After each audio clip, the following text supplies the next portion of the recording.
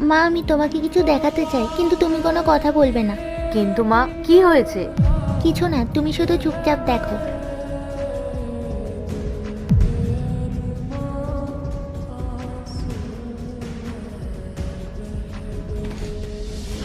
উফ বাবা, অফিসে যা কাজের চাপ।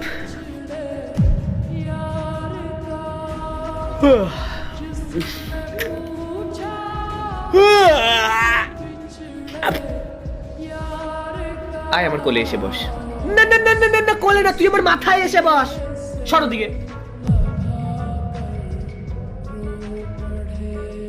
বাড়ির সব কাজ বাজ করেছিস? রান্না করেছিস নাকি এরকম পটের বিবির মতন বসেইছিলিস? না বাবা, আমি এখনই স্কুল থেকে আসলাম। বাবা আমি এখন স্কুল থেকে এসেছি। কে বলেছে স্কুলে যেতে?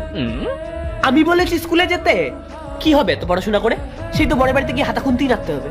তাই জন্য বলছি যাও, গিয়ে বাবার জন্য রান্না করে নিয়ে আসো আর বাড়ির সমস্ত কাজ করবা। যাও।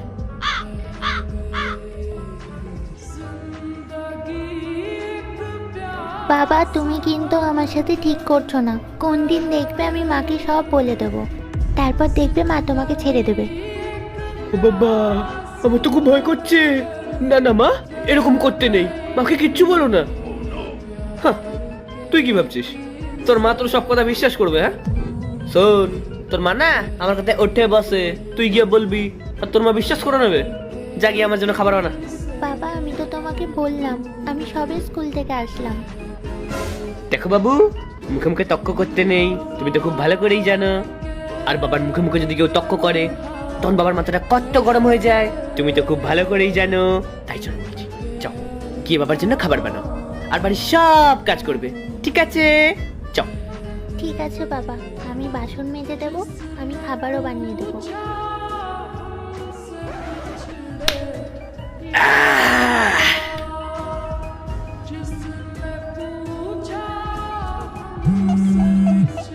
কে রে এখন ফোন করে?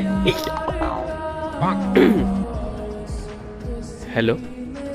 রাহুল, কি করছো তুমি? এই তো শোনা, এই তো অফিস থেকে এসে রান্না করছি। হাই, কিছু বলবি না, চুপ। ও বাবা কি কষ্ট, আর বলো না। ও, তুমি রান্না করছো? হ্যাঁ, আসলে ঋতিকা তো সবে স্কুল থেকে আসলো, ওর এরপরে কি হয় সেটা দেখার আগে মায়ের কাছে 10 টাকা চাইলে 20 টাকা দেয়, 1 রুটি চাইলে 2টা রুটি দেয়। সেই মাকে যদি ভালোবেসে থাকো তাহলে ভিডিওটিতে লাইক করে চ্যানেলটি সাবস্ক্রাইব করো আর কমেন্টে আই লাভ ইউ মা লিখো। খুব খিদে পেয়েছে, তাই জন্য আমাকে বললো যে বাবা আমার খিদে পেয়েছে, ওর জন্যই খাবার বানাচ্ছি। আর ঋতিকা কি করছে? পার্ট 2 দেখতে সাবস্ক্রাইব করো ভেলকু 78M।